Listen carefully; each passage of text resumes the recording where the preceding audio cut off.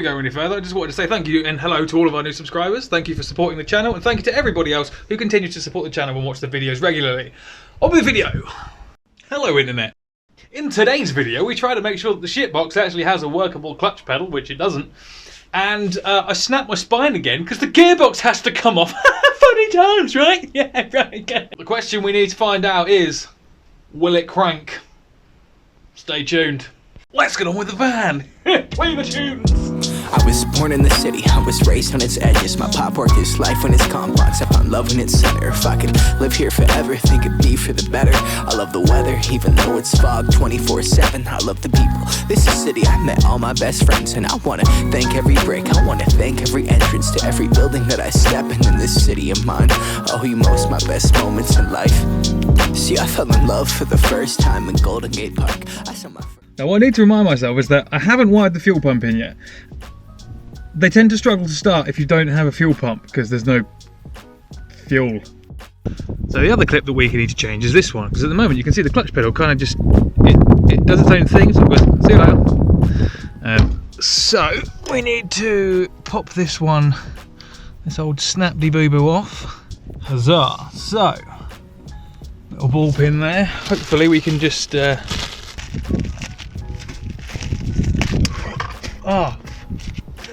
just flew over here. Does it fit in that one?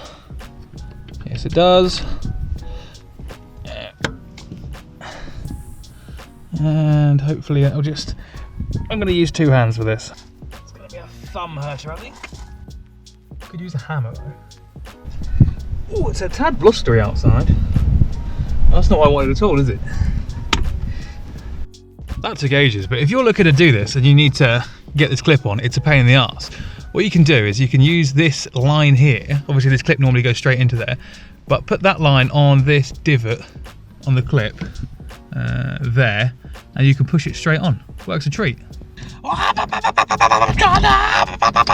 If you're wondering why it's all a little bit sort of movie and a bit bendy, there's a bracket I need to put in up here like now, which will stop all of the motion from it going yeah, that. Where is it? It's this one, I believe. I have sat on. F***. Everything in this van is literally trying to hurt me.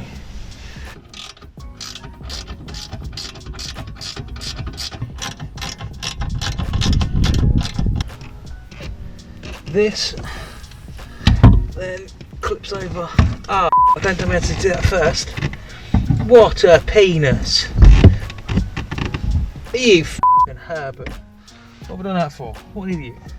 What a fucking idiot. I feel like the best thing to do before I do this is to disconnect the fuel pump entirely.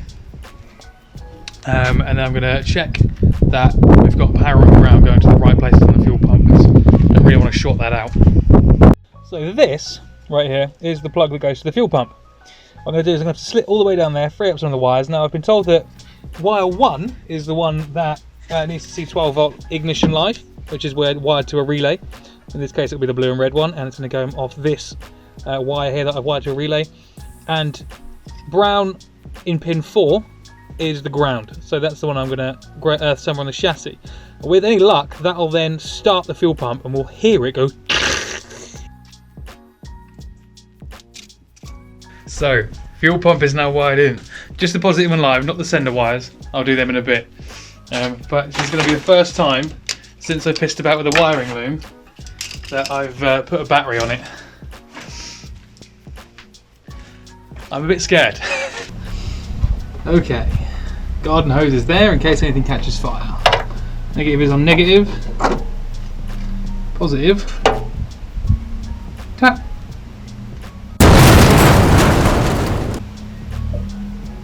Oh, okay, nothing happened. So nothing, can't smell anything, nothing's gone bang. I don't even know if anything will happen, to be honest with you.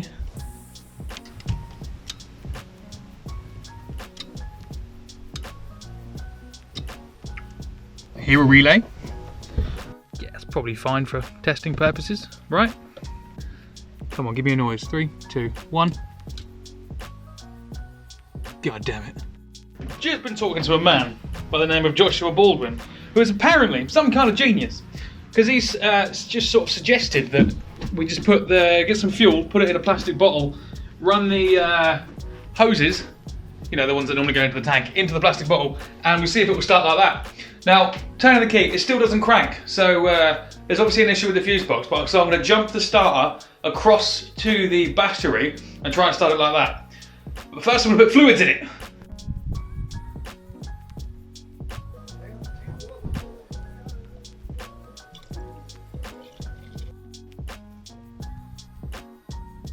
Now, how do you get fuel out of a tank?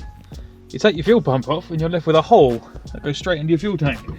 Then you cut a lemonade bottle in half and you dunk it in. And don't let go of it. I'm not really sure how much I need. There's not a lot in here. Yeah, that'll probably be enough. Right, so the fuel pipes are in the lemonade bottle.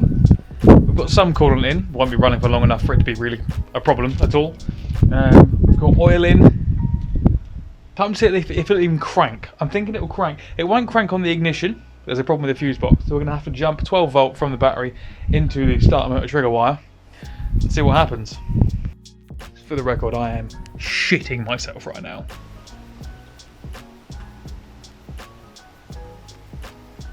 I'm going to do a quick tap just to see if anything happens. Right, tap, 3, 2, 1. The next day. Got rather annoyed yesterday. Obviously, as you sort of saw in the video, it didn't turn over. I'm sort of thinking, why the hell didn't it turn over?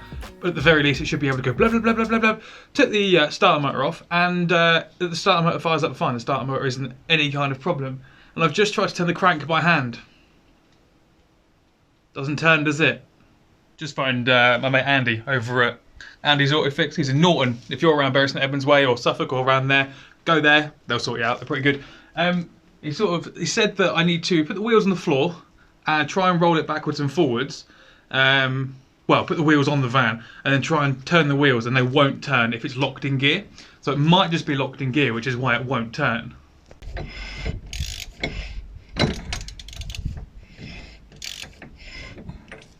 There's probably a whole bunch of mechanics sitting at home watching this right now, going, this guy has no idea what he's doing. So right, I have no clue. I'm not a mechanic. This is just, why not try it, eh? Managed to work out why the engine wouldn't turn when the gearbox was on. It's because the clutch is wrong and the flywheel's digging into the bell housing.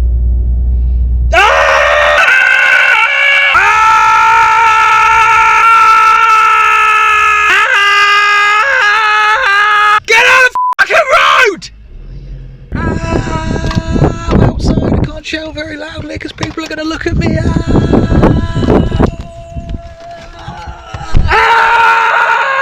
Now I know what you're thinking, Adam, that looks like crap. You're right, it does look like crap. That come off the same engine that I bought the gearbox off, so I know it fits. The exact same engine.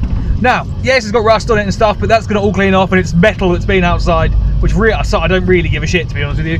And I'm well aware, yeah, it's a second-hand clutch and flywheel. Not ideal. However, I don't have 400 quid to spend on a new clutch and flywheel when I've just spent however bloody much on everything else. So for the purposes of getting it running, it'll work. So here's a montage of cleaning it. Yeah, all I got is questions. I never hold no answers. Bet you sick of hearing lessons from a dude who got no handle. Yeah, someone save me, tell me what to do. I think I'm going crazy. Someone take these problems out of view before they go and hang me. Someone save me. Everything up in the air and I can't stand to hang. The end is not, the end is not, the end is not, says the friendly guy I see in puddles of water that fill with COVID.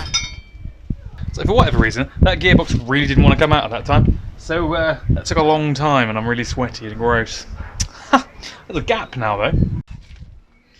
So now what I'm going to do, I'm going to take this clutch and flywheel off. I know roughly how to put one back on, but we'll be using YouTube. and replace it, hopefully, well, compare it first with this one. Hopefully there's some differences, because if there's not, all that was for literally nothing. I probably needed a hug, built a pattern instead. I made the pattern my friend, and we still hanging out. He introduced me to his clique, that's where I bonded with doubt, and made a pact with self-pity and shouted out to the city. What? So I've worked out an absolutely genius way to get flywheel bolts off. Flywheel bolts are ridiculously tight. This is genius. Most people have an impact gun. Now I don't have one of those. So I've taken the wheel off the jack and screwed it to the floor so it doesn't lift up. And I've put the starter motor bolt in, a small screwdriver from Tesco's, and yeah, just a pair of mole grips.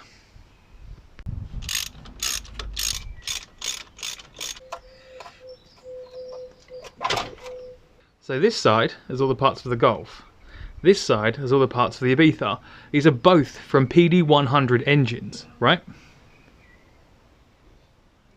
So you see that shallower on the Golf.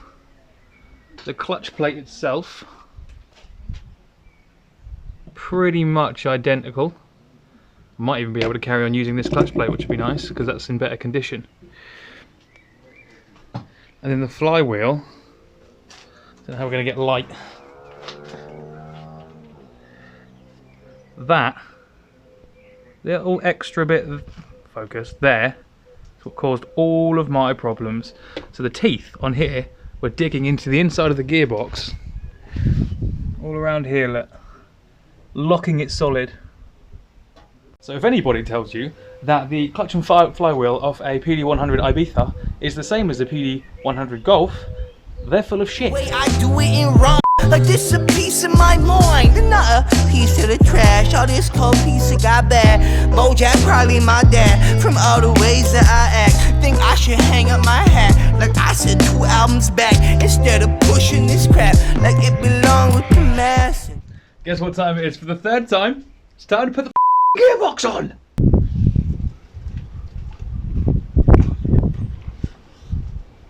It's going to be interesting to see if it goes on easier. Now we've got the right flywheel. Should be good at this by now.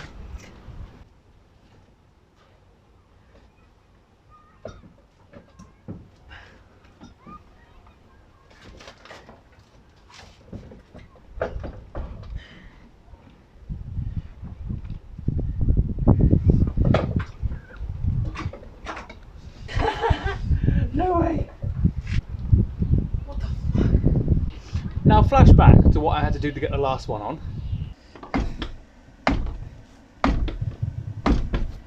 Seems obvious now. As the gearbox is now bolted on in 3 places, so it's sitting flush the whole way around now. This is the bit I got stuck on last time because the engine wouldn't turn. Got a 19mm multi-point. I hope to God this turns. Please turn, please turn, please turn. Oh. Right, okie doke. We're all back together. Unfortunately, oh crap, air filter. Where's that? Somewhere. I'll put the air filter back on, and then everything, so we're all remounted back up. Boost pipes are all back together, and the starter motor, so the engine is now the chassis. So it should be at a point now, really, where we can jump the starter and hopefully see if everything I've just done has made a difference. If this cranks, I'll end this video here. You'll be able to tell by how long is left of the video whether or not it cranks.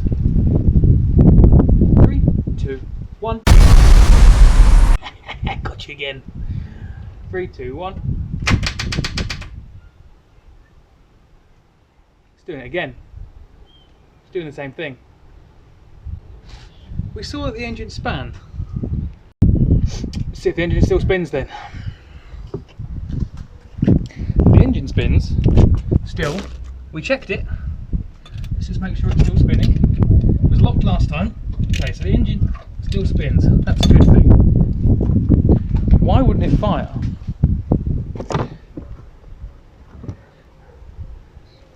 You should crank.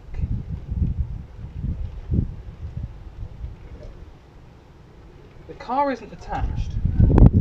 That wouldn't make a difference. Is the battery goose? 12.6, touch.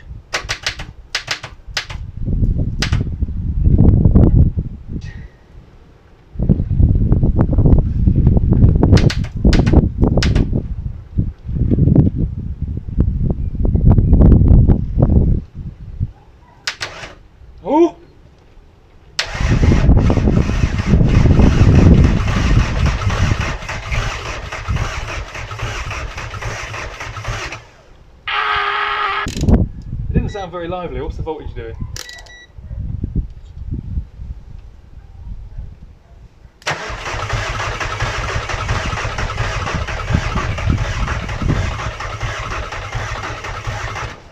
Finally. Take two. It won't start. Lead it go.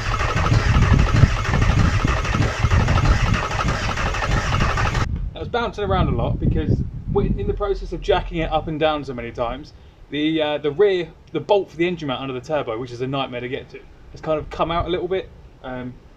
Right now I just want to make sure it's still cranking, which let's just be clear, that is exactly what it's doing right now. That's going to be it for this video. Thank you for watching, and we'll see you next time. Take care.